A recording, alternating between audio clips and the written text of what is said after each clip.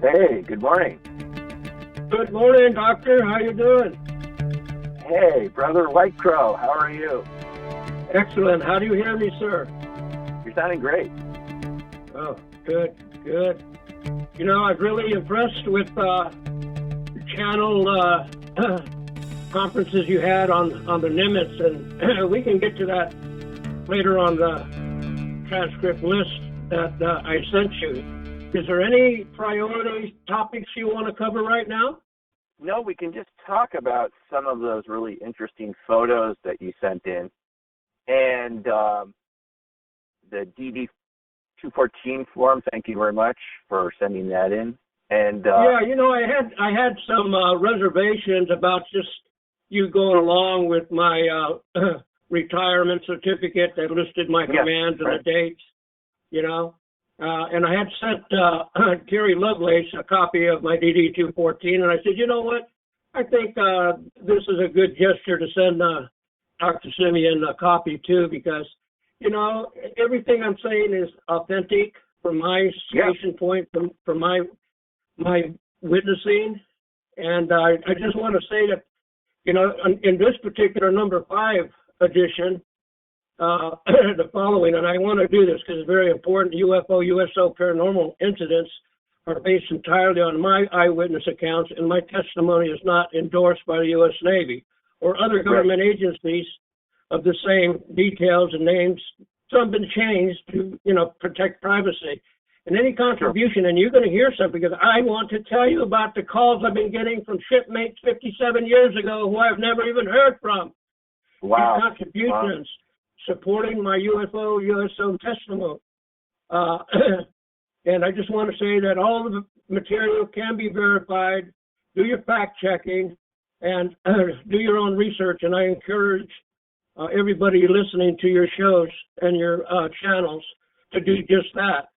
Do some proof checking on the material herein. So let's move right along here. David, can I just ask you one? I just wanted to ask you one question about the DD-214. It said that you had 15 years of service prior to the date that's on the DD-214. So does that mean you started in 1960 or 65?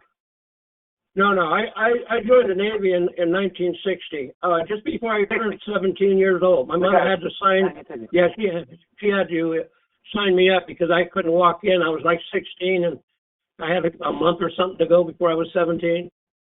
Okay, well, I just want to say to everyone that it supports exactly what you said from the very first interview that we did. That's what the form shows us, that you started in 1960. And, you know, we did have people say, can we get some proof, you know, here and there? We had some doubters, and now we have the physical proof that you started in 1960. So thanks very much. And go ahead with what you want to share, David. Yeah, you know, and it's something important. My apartment was broken into, and the stuff I had put aside to send to you physically through the mail was the only thing stolen. I had it by the door. Because if anything should happen to me, and I mentioned this to Terry Lovelace, it was a metal file cabinet with, I would say, 95% of the material that we had talked about from episodes 1 through 4. You know, documents, handwritten notes over the last 57 years that I had kept was missing. And my son and I, we both searched for it. We can't, you know, it's just gone. And I had for weeks after our conversation that I had some visitors, but there was no evidence. I had left some tracking devices and that I learned, you know, in the military, and only one of 8 that I had set out there was disturbed. So I knew I had a visitor over that period of time. And just recently, I was sweating bullets here because you got an email from me from changing my email address because Yahoo had shut me down with my email, and they were demanding information from me because, you know, I had learned a long time ago to don't leave any tracks and put some feelers out there that people would be confused And and so they wanted absolute, valid information to put me back online. So that's when you got my new email, which was sent to you by Gmail. And I'm not giving it right now to the public, but I sent you a new one. So I'm back with Yahoo and a new Gmail. So you could use either one of those if you want. But I know if the public doesn't understand how the internet started, the CIA funded the concept because it was being used for medical and space program back in the day for institutions to communicate different projects going on in the medical and our aerospace project to the moon, and that's where the internet started. But it was funded by the CIA, so they own all the conglomerates. Google, Yahoo, and I don't want to go into that right now. But anyway, I just want to tell you that package intended for you is no longer in existence. David, are you saying that was the only thing that was taken? There was a burglary at your apartment, and the only thing they took were the documents related to what we've been talking about? Yeah. Wow. That's the only thing. It was so obvious because it was always sitting on the table to the entrance to our apartment. And it was a special one. I had purchased it specifically for you. Everything was categorically, alphabetically, listed according to the years and description of the contents, et cetera, et cetera, et cetera. Yeah, yeah. I had a flashcard. I had a flashcard with, I would say, 40% of the material on it. That's about it. That's all I have. So everything I've given you today with just the rough outline of what we're going to be describing is mostly from memory. And so that's what we got to go with right now. All right. Well, we'll do the best we can. And, the truth has a way of emerging no matter what obstacles are put in its way. So feel free and go ahead. Yeah, some secrets are meant never to be told, my friend. I guess so. So, I got a sense of humor now, so if I implement it with some Navy foul language, please forgive me, and if the audience doesn't want to hear some of that Navy foul language, they can leave the room. But, the short bio to the listeners, it all began with my USS Finch, DER 328, operations Dominic in the South Pacific, nuclear testing. From my witnessing of 61 through December 7, 62, it was the latter year of 62, at the end of the Operation Dominic, that I witnessed the UFO, the subject UFO. And Mr. Terry Lovelace, he loved that part so much we did two channels just on the Finch and the UFO. He didn't want to hear the rest of my stories.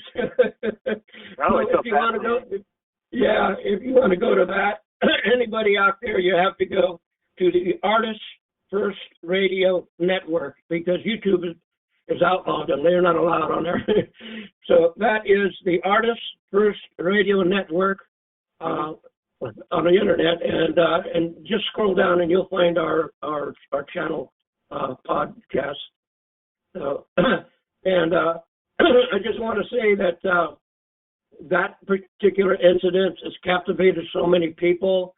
I got emails, like I said, from some of my shipmates that I haven't heard from, and I had one letter from a shipmate, and I just call him Frank. That's his real name. He lives in Oklahoma, and it's just amazing. You know what? I'm going to jump to that. I was going to save it. I was going to save old Frankie for later, but when I was aboard the Finch, and I came away years later realizing me and the dozen other sailors who was just, just selected to observe the UFO that was coming toward the Finch on that particular date and everything. And I suggest your listeners go back to your channels and our interviews 1 through 4 and get the full details of it. But Frank told me that on that particular day, he had a curiosity, and Terry Lovelace called him a peeping Tom, because he was on the port side everybody was on the bridge, and we on the starboard side amidships were looking at the UFO. He stuck his head out of the hatch near the fantail of the ship and wanted to see what we were looking at. So when he opened the hatch, he said the sky was blood red. And I don't even remember that. He said it was blood red, and there was only a thin line on the horizon where the sky and the ocean meet. He said there was a thin yellow line that separated the two. He said he got so scared that the ship took a roll and the hatch knocked him backwards, and he thought he was knocked out because he was dizzy. But he said he did not want to open that hatch again to look outside. He said he had never been so frightened in his life. So after that event, he said when he stayed aboard the Finch after I got transferred to ComCrew Despac about 4 months later. He said that he got out of the Navy, and when he went home on or about the end of 1962, he went to the post office to collect his mail, and in that small town, everybody knows everybody in Oklahoma where he lives. The postmaster said, "You been in trouble with the government?" And Frank said, "No." He says, "Well, the FBI has been here. They've been at the country hardware store, asking all around town questions about you." He says, "Wow. What do you mean?" He says, they want to know where you've been, how you've been, and how often do you come pick up your mail, blah blah blah blah. And so this obviously was right around 1963, 1964 when he got out of the Navy. So he continues to tell me. He says, Frank says, "Dave, do you remember before we even went to Christmas Island, we were all collected on the fantail? That's the back ass end of the ship." He said, yep. I said, "No." He says, "We had to sign a disclosure. Don't you remember that? And we had to walk out there half naked and deliver all our cameras." And he says, "I didn't get that word. I didn't get that message. I don't know where I was. Maybe I was down on the the head taking a crap. I didn't get the word." He said, "Yeah." He said, "Before we left, we had to sign these papers, turn over all our cameras." I said, "Well, Frank, no, I never got that one." So we continued talking about old times and everything, but that was amazing. That was amazing. David, did Frank say what the non-disclosure form was about? Was it about anything specifically or just general? He told me that what it did was and he said it was a full page. It covered not the details of the operation, but what they would witness and hear and interpret as just scuttlebutt, rumors, hearsay. They had the technical terms for all of that they would not divulge or exchange information on board, inboard, outboard, in civilian life or wherever. Yeah. And he says, I said, "Well, I had to sign one of those when I was down in the compartment when I was getting debriefed after I witnessed, the thing I did. And I didn't tell him what I witnessed in the beginning of our conversation because I wanted to find out if he did see it, if he saw the same thing I did. So I didn't even mention it, until the very end. And so I was careful about that. But anyway, he says, "You know what?" He said, "I'd be locked up for 25 years and I'd have to forfeit all my pay." And I says, "Well," I said, "Wow. You're one of the misfortunate because I only got 20 years. Wow. Yeah. But he told me some other stuff, Dr. Simeon, that, he got secondhand after he got out because everybody had their own shipmates, their own buddies. They had their own cliques. And, of course, there was a few other, peeping Toms beside him. So whatever I revealed to you later on, what those conversations were that he had, I wasn't there. I just get it from him. But he said it was secondhand, third-hand information. So right. I just want to follow our little script we got going on here. So from 61 to 62, that everybody knows by now that was the Finch. And if there's any confusion between the Nimitz and the and the Finch. I was on the Nimitz on the 4th of August, 77, until the 15th of March of 79. Can I just ask you something about what Frankie saw from the Finch? When you guys from the port side. You guys are all standing on deck. You're ordered to go above board, stand on the deck, and observe what you're about to see. And he sticks his head out of the window. He's not part of your group, but he sticks his head out of the hatch, right? And what did he just see a change in the color of the sky, or did he actually see the object too, or hear anything, or what was his full experience before he was over? On the port side. He was on the opposite end of the ship, and he was back toward the rear of the ship. So he would be on the 01 deck. It would be just aft of the 10 radar, I think, or the 28 radar system, which sat above the compartment where he was.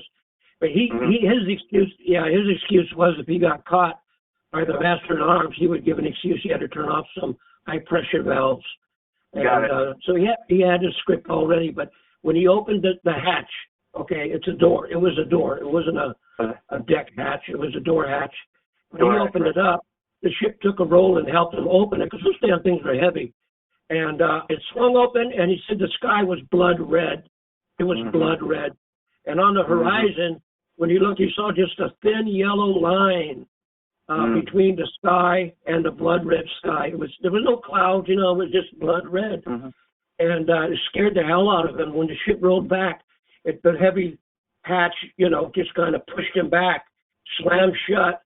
He fell down, and he was frightened to death. He said he was so scared, And so he scuttled right back to his compartment, or where his battle station was, because we were at GQ General Quarters when this went down.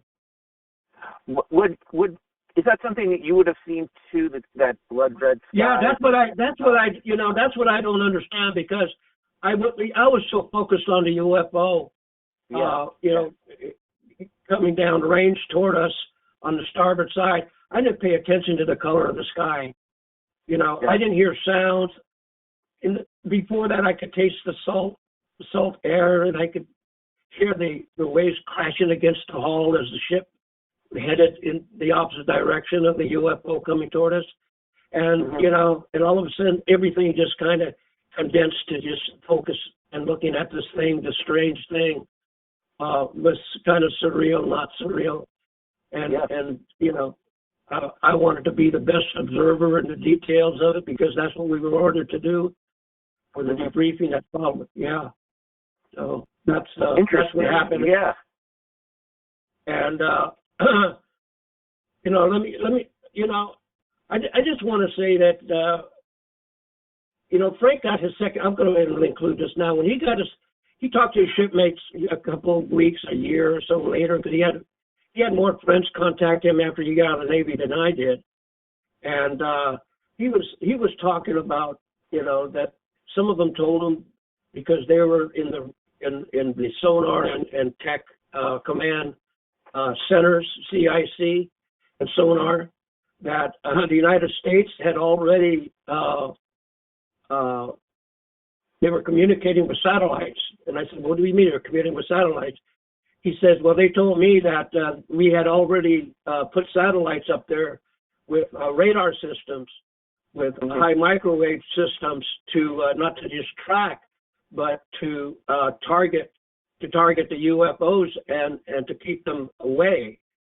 And I said, what do you mean keep them away? He says, well, they weren't like weapons. These particle radar beams were, in those days he couldn't describe what a laser was or anything like that, but he was suggesting that it was a secret radar system that had some impact on these bogies, keeping them outside the perimeter of the nuclear test range that the Nimitz was stationed to monitor. So that's what he was telling me. That's what he was told. Okay. Wow. And he was passing that on to me. And he says, you know what, this sounds too much like Jules Verne science fiction to me. He says, so I wasn't really into it, And he says, until, you called me Because see, Frank, I can't believe this. Simeon, I had this phone number that I kept for years and years, 57 years, and I didn't know who it belonged to. So I dialed it up, and it was Frank.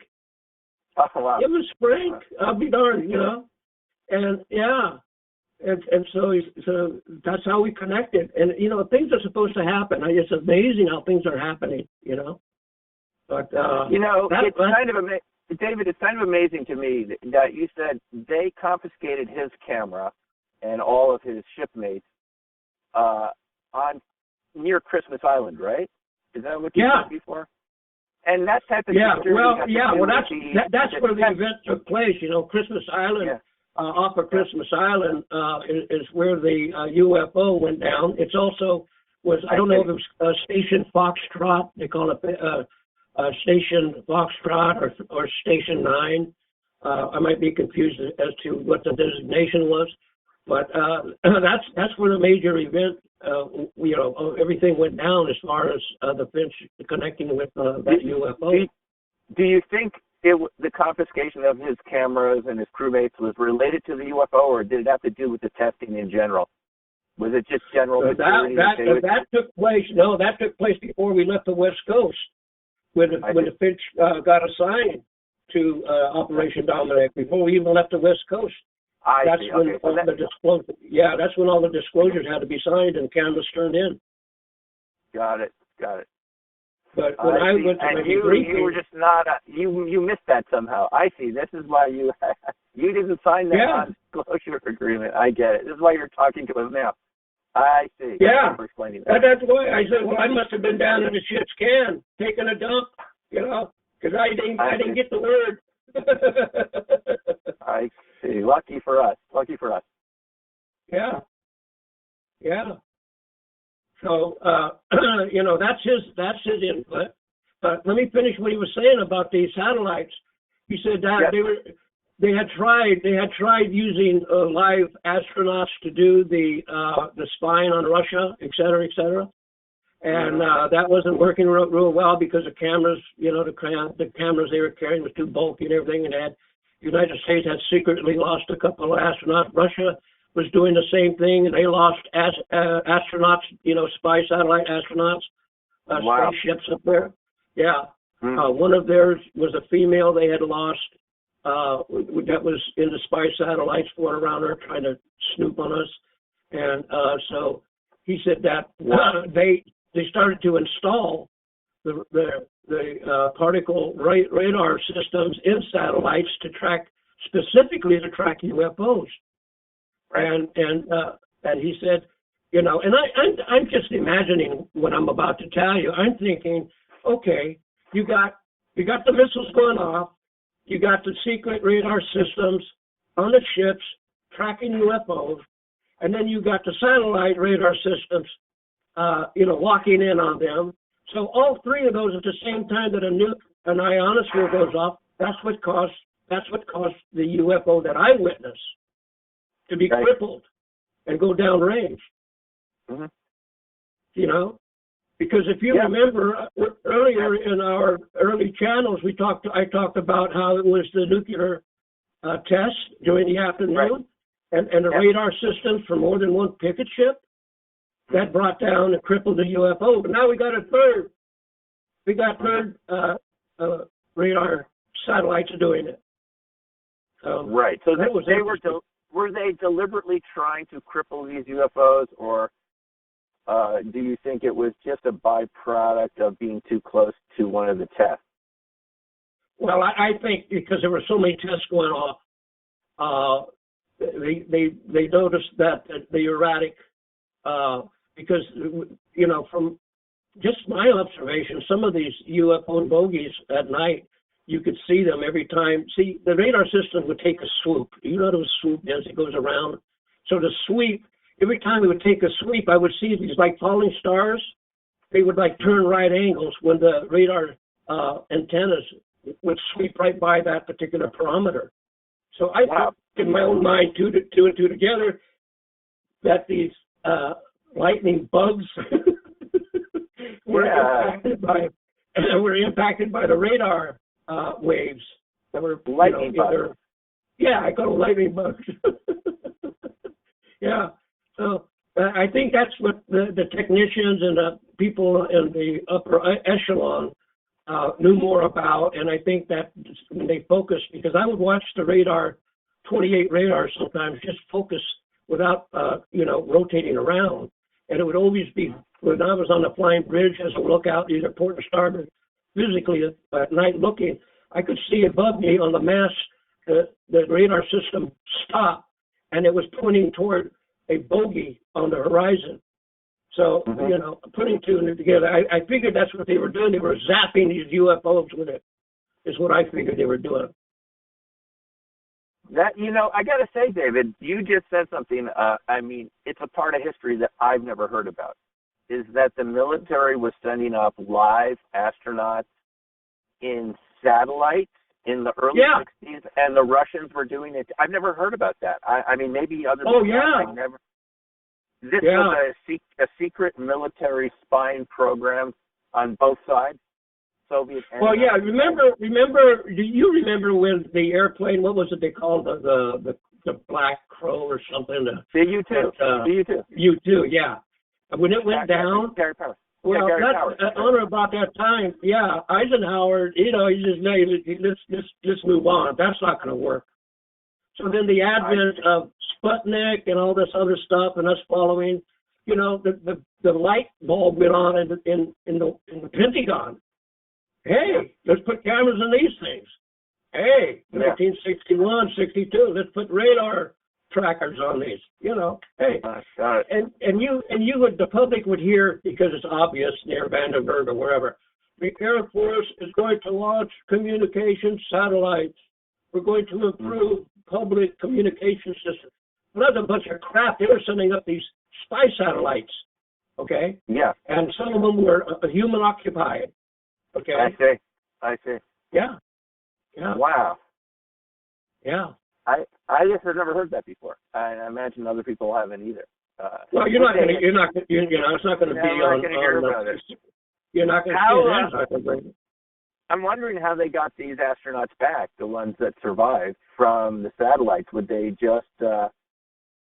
Well, a lot of that was experimental. A lot of that, a lot of them did go into the ocean and they recovered. Some of them, they tried to do it like the Russians, to land on land, and they died on coming in and bouncing off, rocks and stuff. Yeah. Wow. Well, that's a whole other part of our secret history that we're learning thanks to you and other witnesses. We don't even know our own history. This is the shocking thing about it, David. So thanks again for sharing these stories. Well, it's my pleasure. It's my pleasure. And my obligation. I serve my country, but it's to serve the general public. And, before I go to my grave, I just want to say, I'm privileged to be able to share this on a communication platform that was non-existent when I was a young man or my son's age, and have people who are on the ground floor like you, the grassroots people who are really dedicated to exposing and enlightening people, even if we are still left in the dark or in the haze gray, because of you and others like you, scientists are opening the curtaining, and we are going to be a bunch of peeping Toms until the point where they're going to get tired enough that that's, the secret society or the New World Order, whatever the hell you want to call them, is going to say we can't control it, So let's give them a dose and see how. And David, I have to say right now, there's so much information coming out from, as you mentioned at the beginning of the call, from the Nimitz 2004 witnesses. You were on the Nimitz many years earlier, decades earlier, but here we have... Yeah, and I love it because they're endorsing exactly what I talked about, but you know what?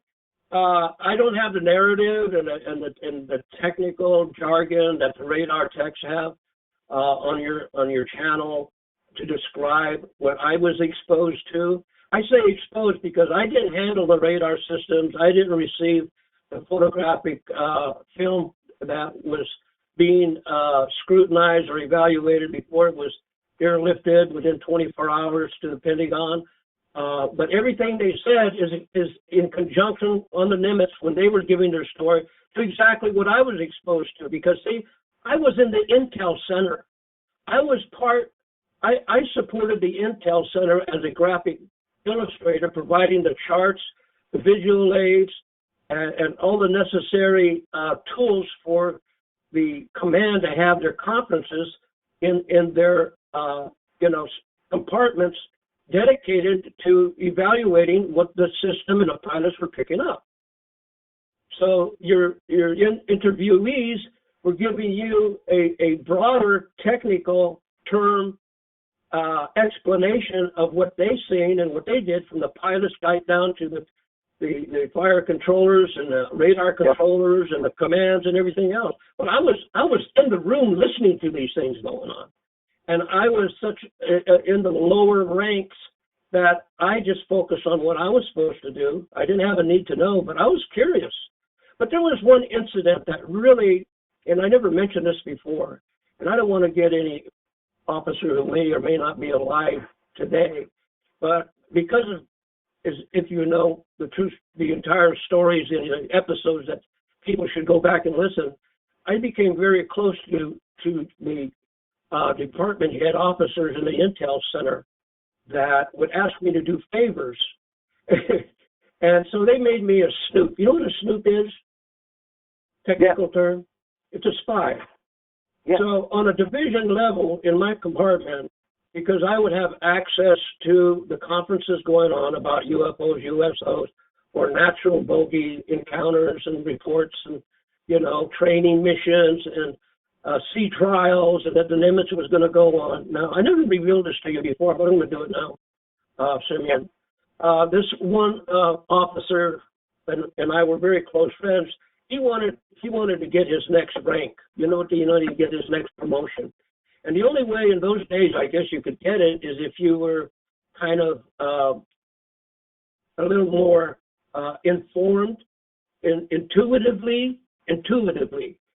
So he asked me to be a snoop when I would be going into the conferences or standing by to present, because I would be the one to flip the charts, or to press the button on a slide projector or click on the overhead projector or whatever they needed with the things that I made up.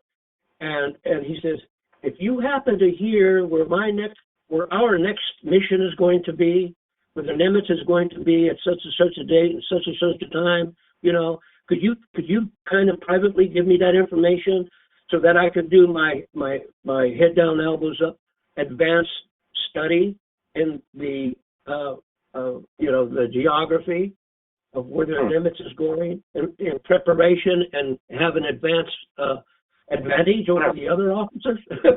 I see. Yeah. So, having that over his head, he would come to me, and because he knew I was interested in remember the Nimitz was the last ship of my command, right? Back in 1979. So I was collecting information on bogies and UFOs and all that stuff. I said, hey, well, Mr. E, I'll just say Mr. E, you know what? Anything you can give me pertaining to the things I'm interested in, and he would, whether he did it to pacify me, and whether he made up stories, or whether he was just trying to, assure me that we had something that nobody else had as far as being close, he would feed me stuff, okay, on bogey reports and stuff like that. But it was like, can I trust this guy? Is he just stroking me? So I would continue to do art projects for him, official and unofficial, and then he would download all this, what I would later on just let it go, because I didn't have no proof. There's no way I could prove the stuff he was telling me. You know what I mean? Yeah. Yeah. So you had your own private bogey channel of information, right? Yeah, off the Nimitz. Right. But, I want the audience to understand, while this is going on, my ESP, my paranormal experiences had already been increasing. So while I was on the Nimitz, I was able to forecast certain things, and I would give this information to him, Mr. E, and then, well, you know, I don't know if he made full commander or not, but he did. You know, he was doing pretty good. So he had his own private source of information from you too. So it kind of went both ways. I see. Yeah. I see how it works, David. I see how the whole thing works. I get it. Yeah. So that's what I said. I was in a very, from my Navy career, from the Finch on up all the way until my retirement. I call it my Rembrandt years, because that got me into places that not your normal sailor would have exposure to. And then I went on to... Let me just ask you a question about Mr. E here. Did he ever give you an overall statement about what the UFOs were doing in your nuclear test areas and the overall phenomena, or would he just comment on something here and something there? No, his attitude was they were a distraction. A distraction. He didn't. He never came out and said, you know, this is a priority one. You know, we're going to level 4 and all this other stuff. He just said it was a nuisance. It was a nuisance and a distraction, because Nimitz was trying to get the best carrier performance efficiency award, and when they would go out to sea trials or operations and 24/7 jets, the F-14 Tomcats, they'd be all day, all night out at sea, practicing deck landings and stuff. And then they get all these radar, sonar reports coming in, and all it would do was interfere with the ship's operations. So he was, he was frustrated. He was really frustrated. That is so amazing, because this is exactly what the Nimitz 2004 folks said to us. Kevin Day and others, is that these tracks, these unknown tracks, had been there for a couple days, and they were almost like the top brass on the ship were trying to ignore them, right? It's just what you're saying is the same thing, because they're doing a naval exercise, and this is getting in the way. So they're pretending for a couple days. But see, he was the one that told me. He's the one that told me that the Intel Center where I work. This is why they set up a special officer to take charge of all these peculiar sightings and sonar reports. They didn't want a regular division officer or Mr. E to be involved with it, because their job was pre-assignments to deal with Nimitz, primary mission. Nimitz primary mission and testing and exercises and so forth. So there was a special officer put in charge of... they brought in a special officer. It wasn't designated with one existing officer already, or one that I knew. They brought him in. Yeah. Right. I believe you mentioned that in a previous episode. Am I right? That there were special people put in charge of the UFO tracking and so forth. Right. Incursions.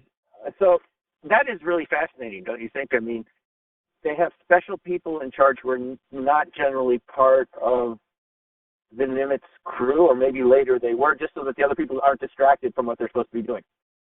That's something. That is something. Here's the thing too.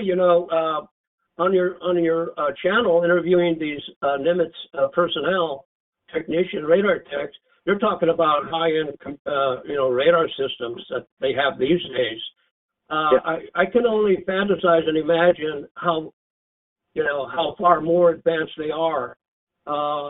In that there's a level of you need to know, and those that know more than those that think they know in those chain of commands. Because if they have over 20 years over 20 years, I can't believe I've been on the Navy for 30 years. Can you imagine that they don't even know the powerhouse they have on the Nimitz regarding being able to track and take down UFOs? Yeah, right. I don't think the technicians you interviewed even know the capacity or the full capacity. That's true. That's true, because you've mentioned this from day one, our first interview, that these naval ships were equipped with special directed beam weapons. I mean, we call them radar, radar dishes or something like this. Radar facilities. But you said from the very beginning that special people came on board to install special equipment, which you referred to as radar technicians, but that your understanding of it was that these were directed energy weapons designed to interfere with UFOs or even take them down. And now you're saying those are probably still aboard these ships, and these Nimitz techs who I've interviewed recently weren't even aware of those, but you were. Absolutely. Yeah, absolutely. Wow. Here's another one. I forgot to tell you this. When I went on my mid cruise, I went to I went to Israel harbor. I mean, to Israel we went to a Goodwill cruise, and when we docked, and I forget what my mind can't go back that far, but I can remember when I used to go ashore on Liberty, I'd go drinking into these bars, and being an American sailor, and everything, and I could tell when I was being approached by, let's just say, other intel foreign personnel, because of the questions they would ask, and they half drunk or whatever, alcohol diluted I was, I could focus on exactly what their purpose was, and asking them what kind of systems was the Nimitz having, what kind of solar systems, what was my specialty, where did I work aboard the Nimitz, and a lot of the conversations in the bars in Tel Aviv or wherever we were was always eventually coming to what kind of radar system did the Nimitz have? Do you know? So I just act stupid and dumb. I said, well, I don't work there, I don't know what you're talking about. But it was interesting to me how some of us were singled out, like they almost knew that I worked in the intel center, and so that was a strange thing. That was just a strange thing, So. Yeah. Very interesting, David. I'm learning a lot from our conversation, I'll have to say. I am learning a lot.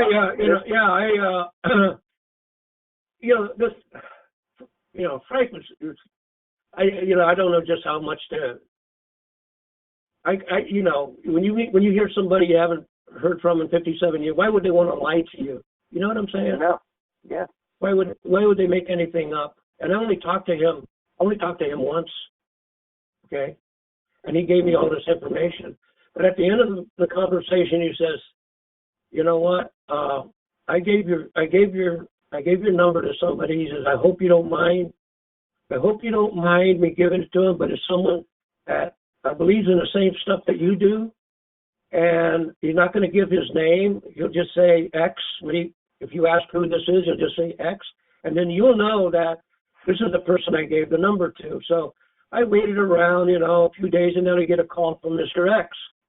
And he says he knew me, but he knew me just before I got off the Finch. But he knew Frank because I guess they were schoolmates or something or whatever. They went into the service together. But he said, "I just want to pass one thing on to you." And I says, "What's that?" He says, "I'm just going to say something. Don't ask me any questions about it." He says, I didn't retire like you, but I got grandkids, and I don't want them to remember me as being a snitch, on the U.S. Navy. He says, but I think you could add this to the information that you have. And I say, well, what is it? He says, the Navy, at the time I got off the Finch, were using a top secret radar systems.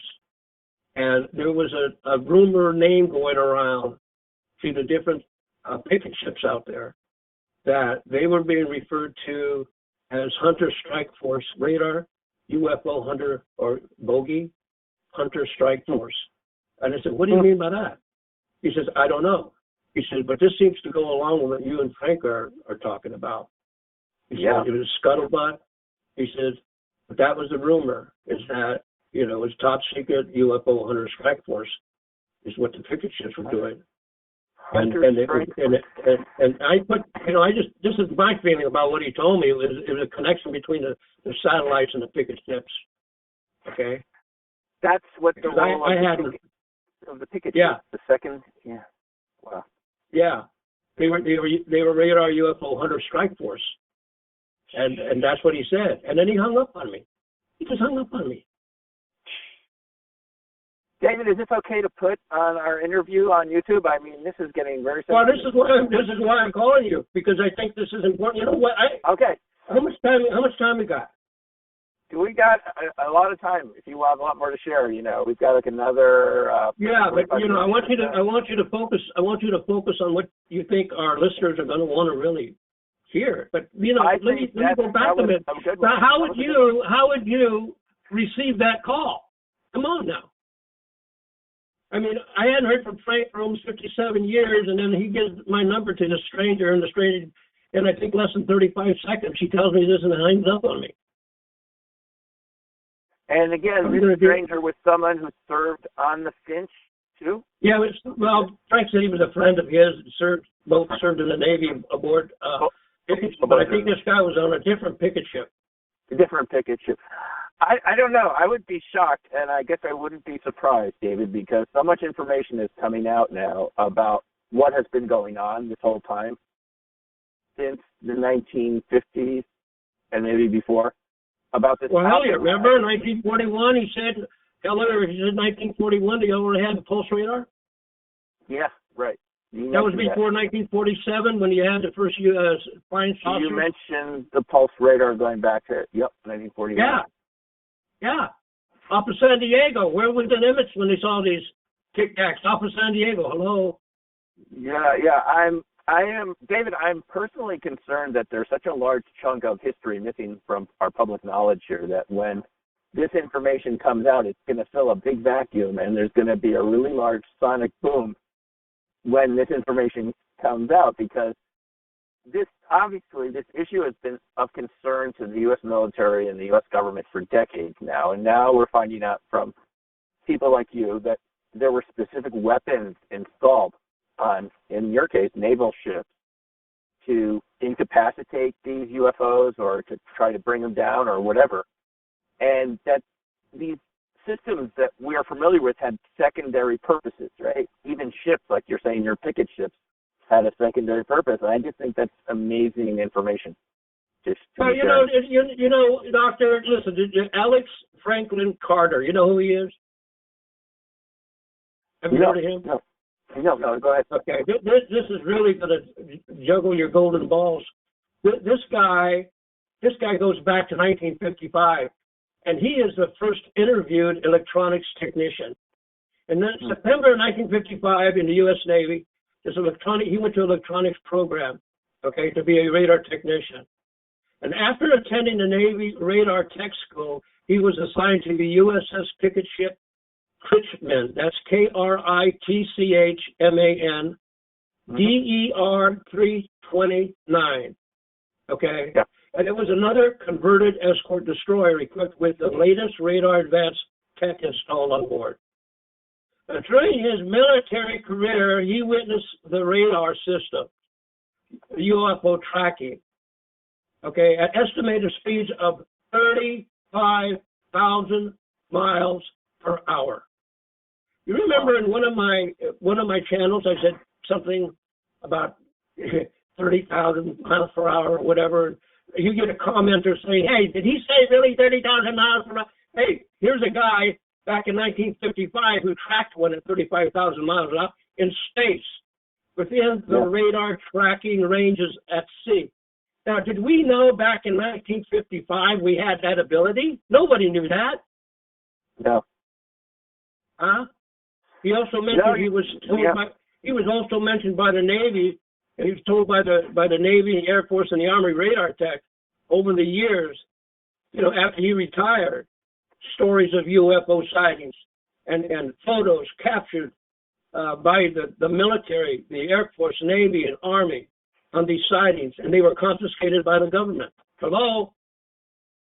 Yeah. Look him up, Alex Franklin Carter.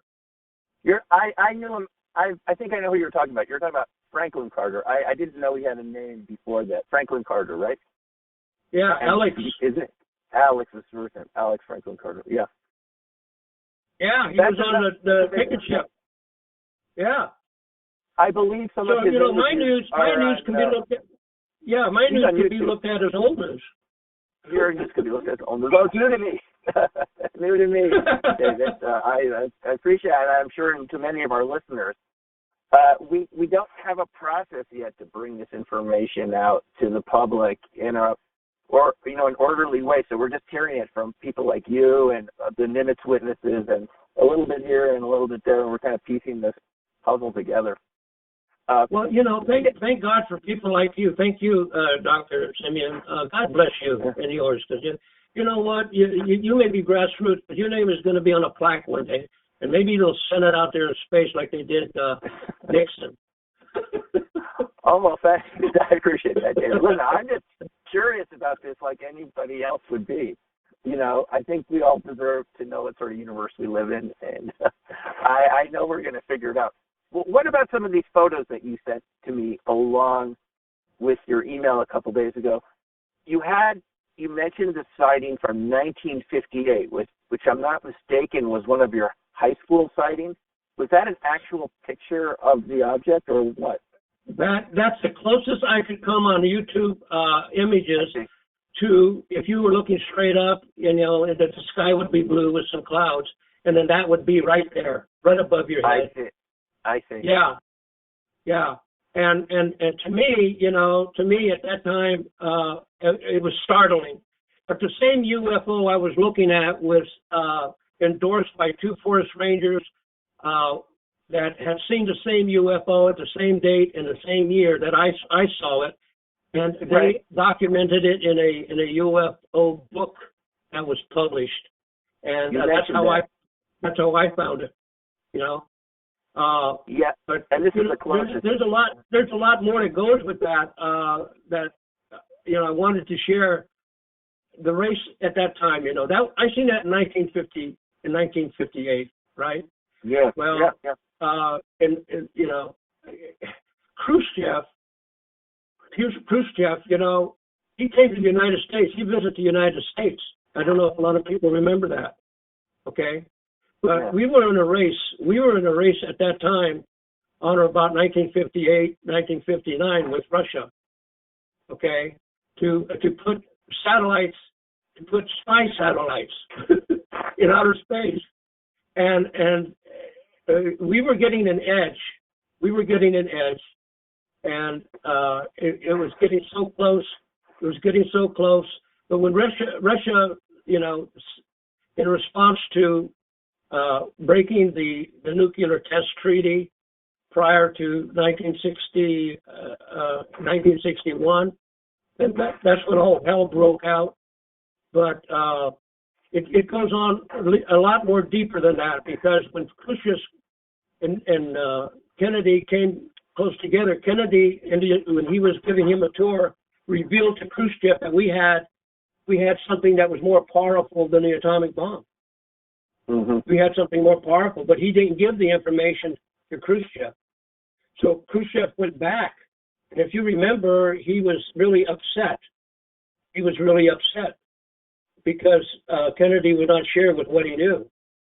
Well, on or about the time that I witnessed the UFO, I had no idea that, despite the fact that Moffett Field, which is a big naval air station not far from Silicon Valley, UFOs were showing up, and the reason why, it was revealed that the Kennedys had a residence up there in the Santa Cruz Mountains, Mount Madonna, which is only about 5 or 6 miles from where I live along the coast there, and they would actually have these secret conferences, and rumor had it, and this is part of the paperwork that I lost or was stolen, was that the Kennedys actually communicated with the aliens, and the secret thing that he was trying to avoid sharing with Khrushchev is that the aliens wanted to exchange some technology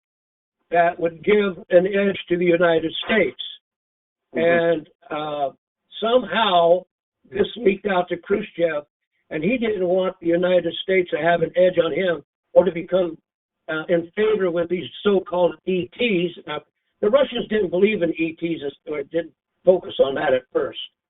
But they didn't want the United States to have an advanced technology on spy satellites, because that was what the Russians were working on at the same time. So while all other world events were going on, during Kennedy's administration and Khrushchev's administration, there was this tit for tat, not tic tac, but tit for tat. We have something you don't have, okay? And there were some people concerned that Kennedy was going to reveal exactly how much assistance we were getting from extraterrestrials, and that's why he was assassinated. I see. But I don't know, that's scuttlebutt or whatever whatever people want to do, but with that information. But it's amazing how far advanced we've come in such a short period of time. It's true. Yeah. Yeah. And how many decades since then? Well, all I know is this. Yeah, all I know is this: that the Cuban crisis was really, in my mind's eye, under the scrutiny, observation of these extraterrestrials, and they are the ones that really canceled out the possibility of Russia and the United States hitting for nuclear war. Because during the period that I was out at sea, and we were doing all these nuclear tests, Russia only had to do one. They just did one before we even started. And it was the biggest, baddest, worst killer, and they still have. They did one here about 2 years ago, another one, just to get our attention or to get the ET's attention. And this is the reason why they've been so concerned about our particular participation in the tests. And so I mean, you can draw the line. Well, David, it's interesting because I heard from someone, you're bringing back a memory of some historical event that someone from the military, with military experience, told me about, which was that there was a launch somewhere in the world, I think around the time of the Cuban Missile Crisis, of a nuclear missile, either from us or from Russia or some strike, and it didn't go off. None of the missiles launched, and they never could figure out what had happened. Do you have any information on that incident? Am I referring to something that you've heard about, or sounds credible? Yeah, well, NORAD, there was so much going on. The UFO sightings over our intercontinental, I don't know how to say, continental missile bases were being shut down. They were being shut down. I mean, the famous one is in England, but they don't talk about the ones in the United States that were shut down during that period of time when Russia had set off the world's most deadly atomic bomb, and the United States was testing in the South Pacific. A lot of the missile sites were being shut down. So, yeah, I think, you know what, I'm sad to say, unless the backup that I do have on some of my documents, if we have another podcast, I'll try to have that information available. Who actually reported the UFOs in the presence of our defense system being shut down, and that really caused some concern for the Pentagon. That's true. That's true. There are a lot of incidents we know about from Maelstrom and in the 60s and other installations where the missiles were shut down. or tampered with in some way. We're told that in some cases the launch sequences were initiated. It's happened in Russia, actually the Ukraine in the early 80s, I believe, from Soviet missiles. But we're aware of that, and so this is kind of a persistent theme here. And you just mentioned that again, is that during the Cuban Missile Crisis, it actually could have gotten out of hand, but it didn't, because again things were shut down. That's what you're suggesting. Yeah. We I mean, it's like, most human beings don't pay attention. They could care less. They just want to put gas in their car and feed their families and pay the rent. Yeah. That's I would say 99% of the human race on this planet, and so the individuals who are gifted or exposed to the reality of visitors coming to this planet and how they interact with us and how they try to create, without interfering, some form of balance to help us survive. It's amazing. Right. It's amazing. I just want to put this in there. There was another guy, Mr. Bentley in Maryland. He had viewed, I think, when was this? Probably, anyway, he had been involved in working in classified projects with several government agencies, including NASA. And he had some major, degrees in nuclear engineering.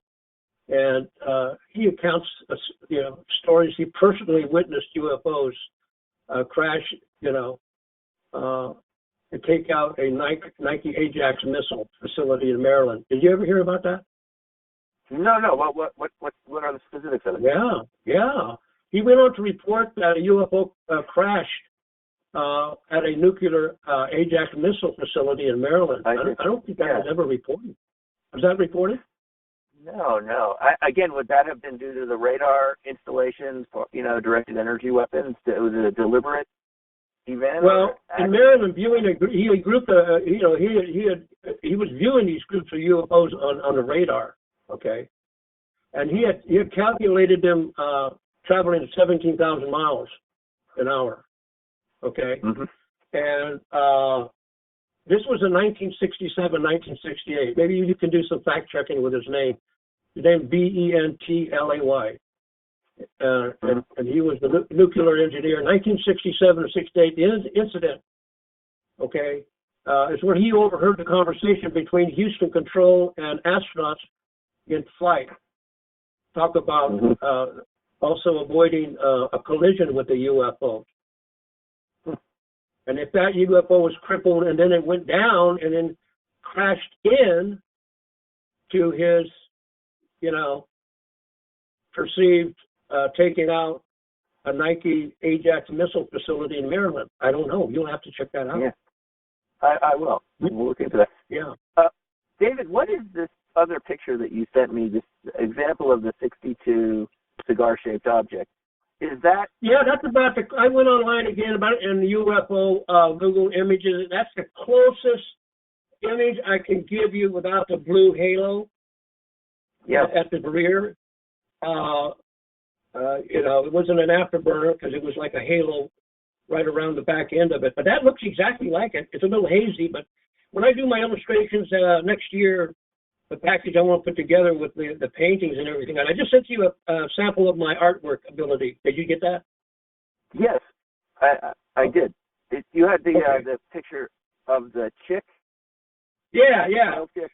That's the kind of work I do. But I want to do some illustrations about the experiences and about the sightings and my paranormal locations and sites and stuff like that, and have a real bang up, show with you and Terry. Yeah, that would be great. One more question about this cigar-shaped object. Is that an actual photo? Was it you picked it as a photo? Or that's an actual photo. That's an actual photo. That's an actual photo. And it's got that blue kind of glow at the back, which is, again, what you saw in 62. Right? Yeah. Wow. I'm sorry I didn't have any hand-painted illustrations at any of this time, but I think we agreed in one of my channel interviews with you that I was going to work a whole year on some stuff after I had my one-man show in July on some other material. But, right. You're going to be, you're right. You said you were going to be creating illustrations and drawings of a lot of the things that you mentioned. I can't wait to see the one of the men in black rescuing you on the highway. I've already started that. Yeah. I've already started doing the illustrations for that. If the listeners aren't familiar with that, you're going to have to listen to from the earlier episodes. Quite an amazing Can you rescue. Can you give them a brief? Can you give them a brief? You do it so well. Go ahead and give them a brief of that. Well, based on my memory of our conversation and having listened to it again because it was so fascinating, you said it was pretty standard for sailors to hitchhike from the San Diego Naval bases to get back to the other places they lived in California. And you were doing this one night going up towards, I believe, all the way to San Francisco, right? And correct. You're right on cue. Keep going. And a truck pulls over, and there's a guy in it, and he says, I'll take you. But you start to get a bad feeling about it, right? And he says to you, he starts to threaten you, and then he waves a handgun in front of your face. Am I correct? Well, the gun was on the seat, but it was big enough for me to be concerned, yeah. It was on the seat, and you started feeling really threatened by the whole situation. And you said just at that time, a car pulls up behind, a ways back, but pulls up on the median there, and says, Dave, they say to you, Dave, get in the car, we'll take you to San Francisco, am I right? Yeah, we'll take you all the way. And you go back there, and they the door opens, and it's guys in sort of guys in suits, if I'm correct, with the Theodora hats or something like that. Yeah. And you're thinking to yourself, how do they know I'm even here and who I am? And as you're driving away, you see this pickup truck with the driver that had just threatened you lifted up in the air with its wheels spinning around and not going anywhere. Yeah. With the driver. He's screaming and yelling and honking his horn. Right? Yeah. Is that basically it? That's basically it? Yeah, well, basically that's what but the car is surrounded in a fog. And I don't remember fog at night, but when I get in the vehicle, it's like a fog. And when I look out the passenger in it, because I'm sitting in the back, the car is going real slow, like in slow motion. And as I'm going by the pickup truck, it's elevated off the ground. The wheels are spinning like he's trying to peel out, and he's cussing in Spanish because he was a Latino, and he's yelling and honking his horn. And as we go by, I'm startled by what I'm looking at because the railing of the freeway up the shoulder is it's got to be at least 1.5 to 2 feet high, metal, and his pickup truck is above that. and I fall asleep in the back after that witnessing, and I wake up. It seemed like just a couple minutes we're already in San Francisco. And they take me directly to where. And how did they know where I live? Okay. Yeah. And the door opens, and I get out, and they don't say, well, good luck, how are you? Hope you have a good trip back, south. They just take off. Yeah. Hey, that's a really memorable. And you asked me, your listeners have to go back for the complete detail. But you asked me, did these men in black? Do you think, David, they saved your life? And I really do. Yeah. The more I think about it, I think they do. And I don't think all men in black are out to get you. I think human imagination will always go to the dark side. But I don't think these ETs, these channelers, ET controllers, I don't think they're out to hurt us. I really don't. Not from my experience. And I don't know if we're going to get to the point where I seen reptilians, and I actually had a mental conversation with a gray, but maybe later on down in our conversation we can get there. Sure. But Listen, you follow up on some of these things that refer to other technicians. It's coming out of the woodwork. These people are coming out. I am so proud of you. You're able to talk to these guys from the Nimitz. How did you do that? The way it happened was they had a vendor table across from me at the UFO MegaCon in Laughlin, Nevada, that we just, it's finished last week. And I just felt for our audience, for the sake of our audience here, that we needed to hear what they had to say directly, right there on the spot. And I went over and asked them, and over the next couple of days, they all were, Dave Feedy was there too, by the way, the guy that did that incredible animation called The Nimitz Experience. That's on YouTube too, and people should watch that. The very carefully detailed. Yes, and he released a new version of it. So they're all sitting there across from my table, and I started talking to them, and they all agreed to do the interviews, which we did over the course of the week. We can't be bashful here. You need to go up to witnesses and find out what they have to tell us. They have stories to tell, and they don't often get their stories aired on the major media, as we know, so it's our job to see if we can find out the facts. Also, I was able to talk with Richard Doty, the former Air Force counterintelligence officer who I felt gave us a very candid sort of overview of the ET situation, shockingly open about what has been going on and how much has been covered up. So some really good interviews there. Really good interviews. Yeah, they're excellent. I strongly recommend our listeners to go and view those channels. They're awesome. And you know what? You're going to get more. You're going to get more like I did. Mine are coming out of the woodwork, the old trunks. And but you're getting more up to date. No, David, that's a very good point. Thanks for saying that, because people come forward. The more people that come forward, the more of their associates and friends and people that they knew at the time will come forward. The Nimitz guys told me that they know there's hundreds of people that are aware of the Nimitz event in 2004, November 2004, who could come forward.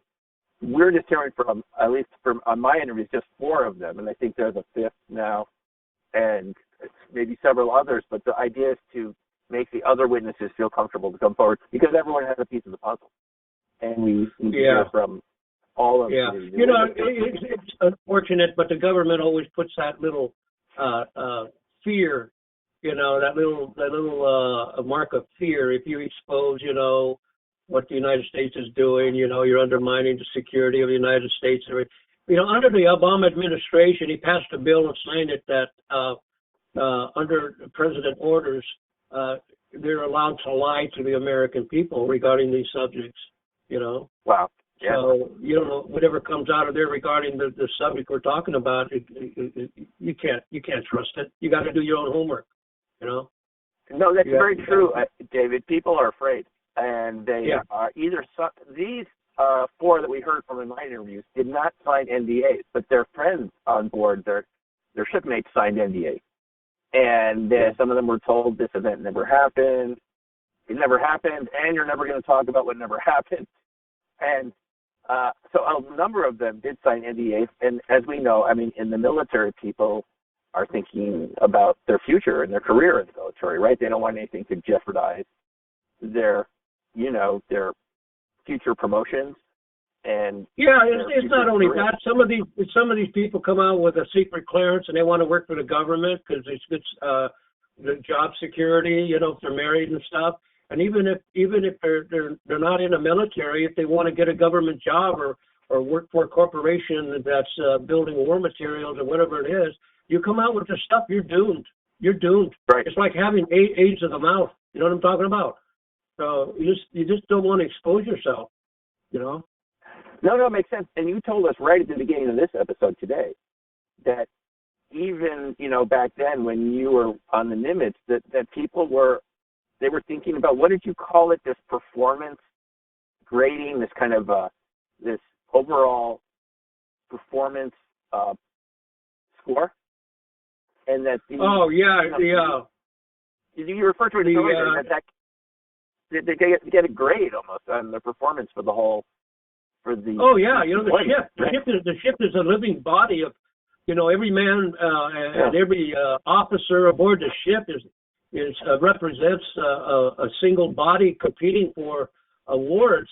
And the more awards you get, the higher positions you get, the more advancements you get, especially the officers. They don't want anybody in the lower ranks spreading crap that's going to undermine their initial goal. Yes. And that's to get the scrambled eggs. They call it scrambled eggs on their cap, from ensign all the way up to admiral, Is that right? Yeah. Scrambled eggs.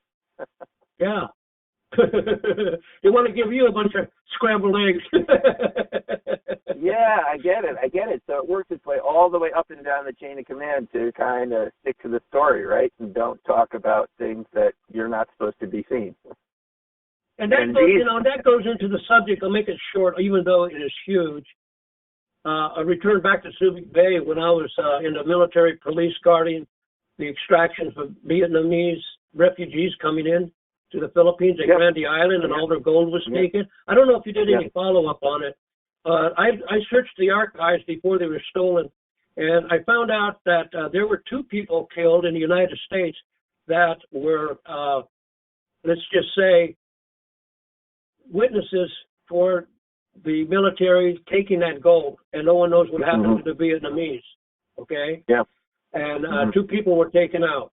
And that's why I was really concerned about my life, because I had guarded that reefer with all the gold in it. But I was relieved by one of the gentlemen, and I don't know which one of the 2 that got sniped or assassinated was the soldier or the military sailor, military police that relieved me that day. But, whoever was in charge of that operation went dead in the water. You know what that means, right? Nothing became of it. So. Yeah. Let me give you my last paranormal. I mean, this Go ahead. really. Okay. Yeah, you know what? We talked about from 1960 all the way to 1980. That's what we've been covering, okay? But there's a time period in the next show we can get where I'm going to cover a great deal of what happened from the time I moved from the Wayland Ghost House, which was our residence house in Gilroy, before I moved to San Diego in 1994, okay? So from on about 1980, 85 to 86, I was in the Gilroy family ghost home on Wayland Lane. Remember that? Mm-hmm. Well, when I moved to San Diego, there's a couple UFO incidences there, but we'll go into that when we cover next time. But there was one incident, paranormal incident, I just have to share with you that happened to me as a starving artist. I was living my dream in San Diego as an artist, and Robert, my son at the time, came along. It's not over till it's over. I was already in my 60s, and he was going to be bored, and so I had to get a job. I had to get a real job. Okay, I was an artist, starving artist, so I had to travel 200 miles a day total to Orange County and San Diego, where I could find real work. But prior to that, I had to pay the rent, and I didn't know where I was going to get the money. And this was on or about 1980, 84, and I just happened to be standing outside my art studio on Sunset Cliffs Avenue, off of Voltaire Avenue. If you want to look it up, Google Maps. And I'm standing in front of my art studio, and this gentleman comes by, and he says, "Is that your artwork in the window?" And I said, "Yeah." He says, "Do you sell very many of your paintings?" And I says, "Well, times are rough. You're looking at a starving artist right now." And he says, "How much do you need for that painting?" And I says, "Well, there's only $200. He says, "You know what? I'm going to give you $500 for it." So he writes a check for $500. He says, "But keep it for me." He says, "Keep it for me because I want to ship it to my dad. And I'll come by and pick it up. Just leave it on the wall, take it off the window display, put it on the wall, and I'll come by and pick it up." And I think I was so grateful and thankful, I mean, I praised God, and I said, there is a God, I believe that. And it really came in handy because it helped pay the rent, on my little shop. So time goes by. It's on the same street, Voltaire Street, Sunset Cliffs. It's about a month or two later, and I finally get a job in Orange County, and it's a weekend, and I'm home from traveling back and forth all week, making good money. At that time, I was actually making as an artist about $28 an hour working for this company. So that was good money, and I was thinking, hey, that's great.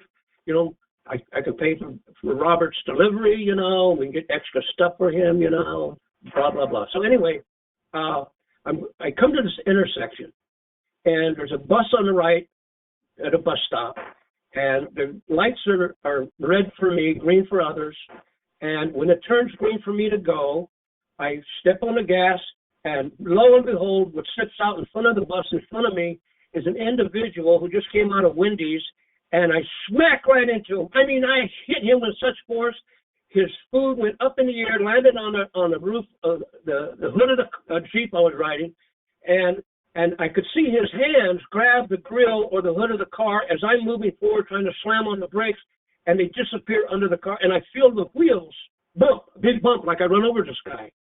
And I go, oh my God, I just killed somebody.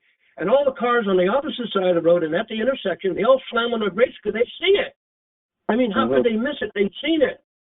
And the bus driver, he's looking over too because he hasn't pulled out yet. Because we were both waiting for the light to turn. He's looking at this guy as I'm running over on top of him. So I slam on the brakes and I turn off the vehicle and I open up the car like I'm going to get out. I grab my cell phone. I'm going to dial 911 and other cars, people getting out of their car, running over to where I am. And this guy, you see two hands come out from under the side of the car door that opened. And he pulls himself up and out. And he stands up. And he shakes himself off. And I said, where are you hurt? Hey, you should not be moving. All of a sudden my military and police reserve and, first aid shit comes into my brain, and I'm thinking, hey, sit down, calm down. Let me cover you. And he says, no. Don't bother. He says, don't bother. He says, I'm okay. And I'm startled. I'm looking at this guy, and he's all ruffled up. He's an old guy in his 50s. And he's ruffled up. I said, stay here. I got to call the cops. This is a life-threatening, situation. I got an accident. He says, no, don't call the cops. I'm good to go. So he turns around and he runs off across the intersection as fast as he can and disappears into some bushes. I'm going, what the fuck? Excuse my French, people. And all the cars and people, they're scratching their heads, they're honking their horns because they want to move on. Everybody gets back in the car and they go.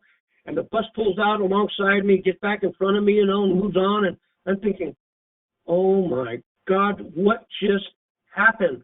I don't believe it. Should I call the cops? Well, nobody's there. Nobody's going to say they witnessed anything. So I drive the next day all the way, because that gives it a weekend, all the way to Orange County where I work. And I'm still kind of uneasy about the incident that happened, that Saturday before. I get out and I look at the car and it's not that high up off the ground, the Jeep, it's not raised or anything. But I get in front of the Jeep and I look and the hood's dented. So I knew I really hit somebody. Okay, it's dented where this guy got hit. Okay, so I tell the story to my employer and everybody's laughing. They think it is really funny, but I think, shit, I didn't even have insurance. I remember I didn't pay my insurance. So, for time goes, I just count my blessings. I've been blessed, and all this and that, and I got a 100-mile ride back and forth to San Diego. I have to work to help bring Robert into the world and all this and that. So anyway, after Robert is born, I have one of those time periods where I need some money to pay the rent or buy food or something, And so I take my son, and we go to Target. And this is not a shout out for advertising, but I go to a store like Target, and I go in there and I realize I didn't bring my wallet. I left my wallet back at the studio, and I'm looking at Robert, and he's sleepy, he wants to go home. I said, okay, son, let's go. And so as we're coming out of the men's section, clothing section, I look over to the counter, checkout counter, or, you know, when you can try clothes on and stuff like that. And here's this guy that I ran over. He's standing there with his back to me, but I recognize him because he had the same clothes. He had the same clothes. So I go over to him, you know, and I say, hey, how you doing? And he looks at me like he doesn't know me, you know. And he's kind of sweating a little bit, you know. And I said, are you okay? He said, yeah. He said, I'm fine. How are you? How are you and your son? You know. And I said, hey, we're doing good. You know, do you live in Ocean Beach? No, he says, I don't live there. I've never been there, you know, and everything. And I'm thinking, see, this is the same guy I hit. This is the same guy, you know. And then he says, look, he says, I came into a great deal of money, and I just want to give back because I've been blessed. So he pulls out his wallet, he pulls out $200, $200 bills, okay? And he says, here, take this. And I said, no, I can't do that. He says, well, didn't you leave your wallet at home? Now, how in the hell did this guy know I left my wallet at home? So I'm not one to turn down a donation. I've never been there. I reach out, I grab it, you know, and shake it, look at it, hold it up, do the light. And it's good. And I say, well, thank you. Thank you very much. What is your name? He said, my name is Wolf. You know, like a wolf, a wild wolf. I said, well, Mr. Wolf, I said, I'd like to take your name down, and here's a piece of paper. Write your name, give me your phone number. I'd like to pay you back. He said, well, you really don't have to, but I'll write down my name, and I'll give you my phone number. I said, oh, great. So, you know, I put the money away, and I take his phone number, his name, and I put it in my wallet with the money, and he disappears, going looking somewhere else in the store. And I'm thinking, God, you know what? I do have an ET handler or something, you know. These stuff that when I need it, it comes. You know, when I need it, it comes. So months or weeks or whatever, a year goes by, and I happen to be thinking about Wolf. So I remember putting his name and phone number between a book that I had on a shelf near the TV. So I pull it out and I said, I wonder where this guy is. I just want to remind him how grateful I am about the money, you know, he gave us, donated to me at the department store, you know. And Robert was there. He witnessed the whole thing. So then I pull out the book and I pull out the paper and I look at his name, and he wrote Wolf. And then he wrote his phone number. And guess what? The phone number he wrote was my number. It was my number. Not his number. Wow. Yeah. I'm getting chills. I want to share that with you as one of the weird paranormal experiences and encounters I've had since I've been down there. I have more like that. I have more stories like that you won't believe because they're so true. And I don't know if we're going to have time to talk about the gray, you know. But Dave, that's a really you want to hold that. You want to hold that for the next one? Yeah, we'll do that on the next episode. How about that? Okay. That's really something, Dave. I don't know how to process that. My mind is boggled over that story. Yeah, I'll tell you what. Yeah. I don't have problems now that I'm 76 years old. Yeah. I don't have any problems more with that because, you know, what I've been calling ET controllers and my ET handlers and things like that, you know. People can call them demons. They can call them guardian angels. They can call them, you know, my Aunt Molly, whatever you want to do from the other side, you know. Mm-hmm. But I feel comfortable using that term. But everything will be explained in the other side. So I don't think I'm doing any injustice by saying, no, I don't believe they're evil. No, I don't mean they're out to get us. But I have problems. I have problems with accepting what the gray told me because it just doesn't seem logical in my human mind. And maybe that's why there's so much confusion out there because we don't have the same, we're not on the same mental frequency as they are. You know what I mean? So we will. So next time, this automatic painting subject material I want to get into, which is something that you would like to hear, and I would love to kind of go over a lot of the different things you have regarding the subject material. Sure. On that, and the shadow people, and just a couple more things about the Whalen House I want to be able to touch on. Sure.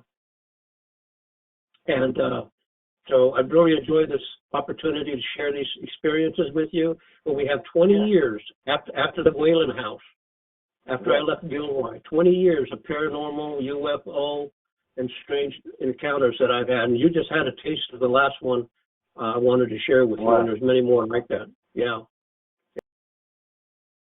Let me just ask you quickly, how much time had elapsed from the time that you met Wolf in the store, the Target store, from your running him over with your car? That incident happened within a year before I moved where I am now. But when Robert was going to be born, I had to do a lot of traveling into Orange County. So that had to be 2004, because he was born in 2005. So that was about 3 or 4 months before he was born. So that's when that took place, when that hit came, when I ran over this guy.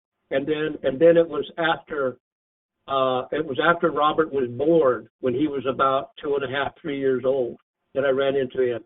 I ran into Wolf at the store. I see. Yeah. Wow. Yeah. But remember, he was the same guy that gave me that donation. So I saw Wolf 3 times, standing outside. Remember when I said I was a starving artist and he gave me $500? Oh, it was the same guy. I didn't catch that. Thank you. Yeah. I had the feeling it's the same guy. I see. Yeah. And then there was a 4th time at Evers Park in San Diego, which is in Ocean Beach, where I would take my son to play, when he was old enough to play in the playground. That Wolf was sitting down up against a stop sign on the sidewalk, asleep, and I didn't want to disturb him. But, we didn't have a conversation or anything. And there was a time period he came by to pick up his painting just before I moved. Yeah, did he pick up the painting? He picked up his painting before I moved. Like he knew I was going to relocate. Yeah. And that's strange. And here's one that's really going to, this is about Wolf, okay? One day I asked him, because he would come by and look to make sure his painting was still on the wall, okay? He would come by, and one day I was curious, what the hell do you do for a living? What do you do? He says, I'm what do you call it? Theoretical physicist. I said, what do you do? I said, well, what do they do? He says, well, I'm interested in the quantum theory, and I'll give you some. He says, I'll give you some paperwork that explains it all. And I said, what do you mean? And I said, I didn't even know what the word meant. Quantum. What is quantum theory? What is that? At that time, I didn't know what it was. He says, I'll give you the paperwork. And this is part of the paperwork I had that was stolen. I'm sorry, Simeon. Yeah. But the paperwork he gave me says, this will reveal exactly what it is, exactly what people are trying to figure out what it is, the spooky stuff. And I said, what the hell is he talking about, the spooky stuff? And I never read it. I never looked at it, Yeah, and it's gone now. It's gone. David, I am spooked. I am really spooked by all of this, and in a very interesting way. So I want to thank you again for talking today, and we'll pick up in the next episode. How about that? What do you say? Okay. Thank you very much, Doctor, and it's been a pleasure. And I just want to say you're doing a fantastic thing for the public and dedicating your life to do this. Thank you, sir. Thank you very much. Thanks, David, and thank you for sharing all these stories and all the history. We appreciate it, and we will talk to you again soon, okay? Thank you. Okay, take care for now, David. Yep, bye-bye. Bye-bye.